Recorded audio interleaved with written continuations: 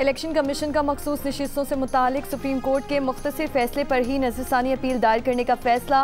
दरख्वास्त में कहा गया है कि 12 जुलाई का हुक्म इम्तियाजी और एक पार्टी के हक में है। सुन्नी इत्तेहाद काउंसिल के अरकान की 2 कैटेगरीज में तकसीम भी गलत की गई। 41 अरकान को दोबारा पार्टी वाबस्तगी का मौका फराहम करने का कोई जवाब नहीं है। फैसला अदालती इख्तियार से तजावुज़ है। अक्सरियती फैसले में कुछ ऐसे हक़ाइक़ को मान लिया गया जो अदालती रिकॉर्ड पर ही नहीं थे। केस में फरीक ना होने के बावजूद पीटीआई को रिलीफ दिया गया।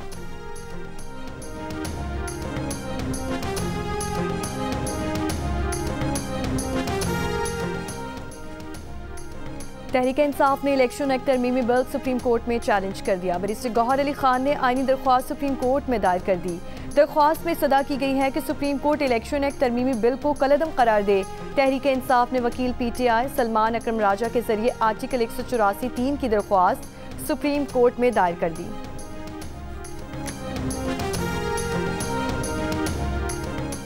अमरीकी सियासतदान या सरकारी अफसरान के कत्ल की मुबैना साजिश के इल्ज़ाम में अमरीका में पाकिस्तानी शहरी आसिफ मर्चेंट पर फर्द जुर्म आयद। अदालती दस्तावेज के मुताबिक 40 साल आसिफ मर्चेंट ईरान में वक्त गुजारने के बाद पाकिस्तान से अमरीका आया था ताकि साजिश पर अमल के लिए लोग भर्ती कर सके।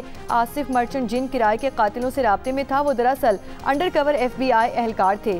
तर्जुमान व्हाइट हाउस का कहना है कि आसिफ मर्चेंट का ट्रंप पर कातिलाना हमले से कोई ताल्लुक नहीं। तर्जुमान दफ्तर खारजा ने मुमताज़ ज़हरा बलोच ने कहा है अमरीकी हुक्काम के साथ राब्ते में है। बाज़ाब्ता रद्द-ए-अमल देने से पहले आसिफ मर्चेंट के माजी से मुतालिक मालूमात की तौसीक चाहते हैं।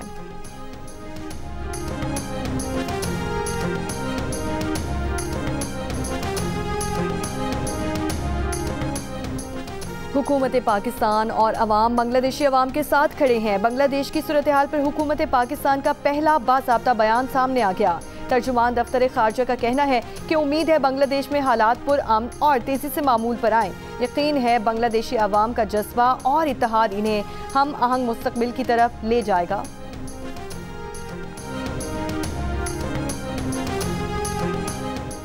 भारत के बांग्लादेश के गलत लोगों के साथ अच्छे ताल्लुकात हैं। बराह करम भारत अपनी खारिजा पॉलिसी पर नजरसानी करे। प्रोफेसर मोहम्मद यूनुस की भारतीय मीडिया से गुफ्तगू। गुज़श्ता रोज़ पार्लियामेंट की तहलील के बाद डॉक्टर मोहम्मद यूनुस की सरबराही में बांग्लादेश की उबूरी हुकूमत के अरकान को आज हतमी शक्ल दिए जाने का इम्कान। उबूरी हुकूमत का चार्ज संभालने के फौरन बाद इंतखाबात मुतवक्के। तिब्बी मुआयने के बाद प्रोफेसर मोहम्मद यूनुस कल पेरिस से ढाका पहुंचेंगे। बांग्लादेश में तालीमी इदारे और गारमेंट्स फैक्ट्रियां दोबारा खुल गईं। सड़कों पर ट्रैफिक रवां दवा।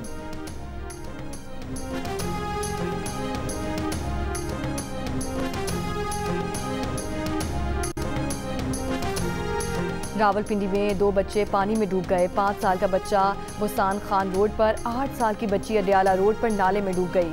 रेस्क्यू टीमों ने दोनों जगहों पर सर्च ऑपरेशन शुरू कर दिया।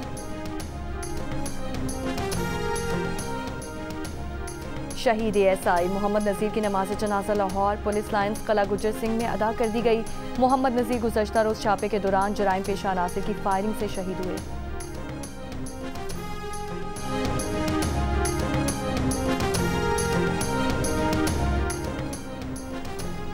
हवाई सफर से इराक जाने वाले पाकिस्तानी ज़ायरीन से दाखिले पर पासपोर्ट नहीं लिए जाएंगे। वज़ीर दाखिला मोहसिन नकवी से इराक के सफ़ीर हामिद अब्बास की मुलाकात में फैसला। 40 के मौके पर इराकी सिफारत खाना ज़ायरीन को वीज़े जारी करेगा। 40 के मौके पर पाकिस्तानी ज़ायरीन के कोटे में भी इजाफा किया जाएगा।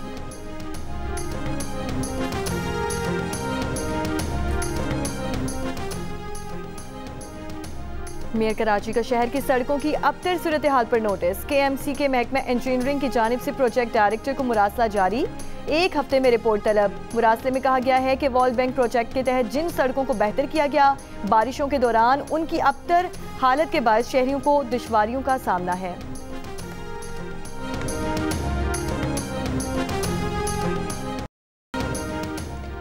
शायद हम इजराइल को अकेले जवाब दें, शायद पूरे मुज़ाहमती ग्रुप के साथ मिलकर इजराइल को जवाब देंगे। सरबराह हिज़्बुल्लाह हसन नसरुल्लाह ने कहा है कि इजराइल पर हमारा रद्द-ए-अमल आएगा और भरपूर आएगा। शिमाल में इजराइल की केमिकल और फूड फैक्ट्रियां आधे घंटे से भी कम वक्त में तबाह कर सकते हैं।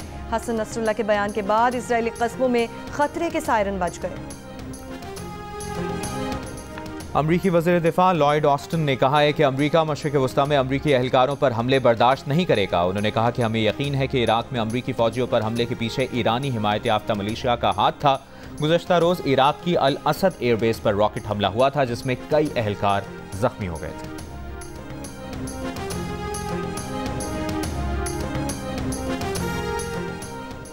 बिजली के बिल्स में इजाफी टैक्सेस और महंगाई के खिलाफ जमात इस्लामी का रावलपिंडी के लियाकत बाग में धरना 13वें रोज़ भी जारी। हुकूमती टीम और जमात इस्लामी के दरमियान मुज़ाकरात का चौथा दौर आज होगा। लियाकत बाग में धरने से खिताब में अमीर जमात इस्लामी हाफिज सईद ने कहा, हमारा धरना पार्टी पॉलिटिक्स नहीं, हमारे मुतालिबात ज़ाती नहीं। पाकिस्तान इस वक्त बुरे हालात में है, हुकूमत को जिम्मेदारी का मुजाहरा करना चाहिए। 11 अगस्त को लाहौर, 12 अगस्त को पेशावर और 16 अगस्त को मुल्तान में जलसा और धरना होगा। हुकूमत ने संजीदगी ना दिखाई तो बिल ना भरो तहरीक शुरू कर देंगे।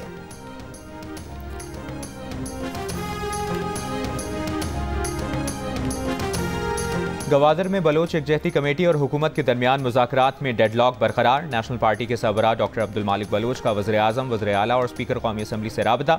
मामलात गुफ्तु शनीद से हल करने पर जोर। डॉक्टर अब्दुल मालिक बलोच का कहना है कि ताकत के इस्तेमाल से हालात मजीद पेचीदा और गंभीर होंगे।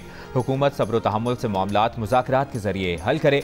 बलोच एकजहती कमेटी का सरियाब रोड पर यूनिवर्सिटी के सामने 10 रोज़ से धरना जारी। शहरियों और इलाका मकीनों को मुश्किलात का सामना। धरने के बायस बलोचिस्तान यूनिवर्सिटी में तदरीसी अमल भी मुतासर।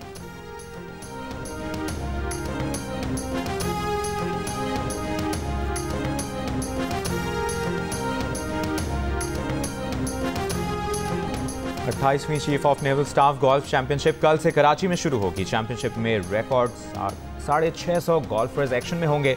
1 करोड़ 21 लाख रुपए की इनामी रकम पर मुश्तमिल चैंपियनशिप में पहली बार प्रो एम कैटेगरीज मुतारिफ कराई जा रही हैं।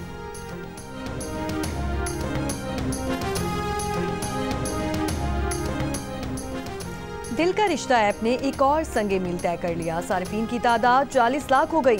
2 बरस की कलील मुद्दत में बर्क रफ्तारी के साथ पाकिस्तान की नंबर 1 ऐप होने का एजाज हासिल कर लिया। दिल का रिश्ता पर सारिफीन की तादाद में 400 गुना इजाफा देखने में आया है। 40 लाख सारिफीन इस ऐप की बढ़ती मकबूलियत का मुंह बोलता सबूत है।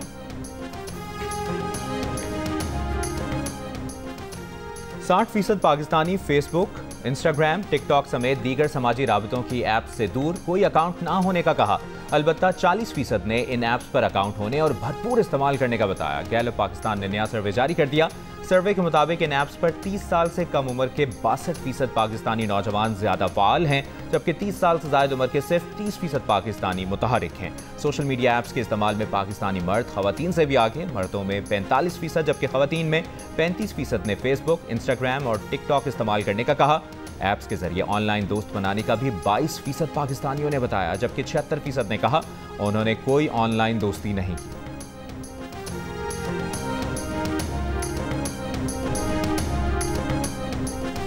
पेरिस ओलंपिक्स में अरशद नदीम ने पाकिस्तान के लिए मेडल की उम्मीदें रोशन कर दी। जेवलिन थ्रो के क्वालिफाइंग राउंड की पहली बारी में ही 86.59 मीटर दूर थ्रो करके फाइनल राउंड के लिए क्वालिफाई किया।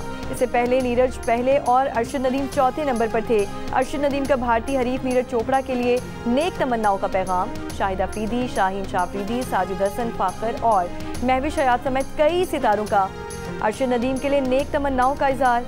इवेंट का फाइनल राउंड जुमेरात को पाकिस्तानी वक्त के मुताबिक रात 11:30 बजे शुरू होगा।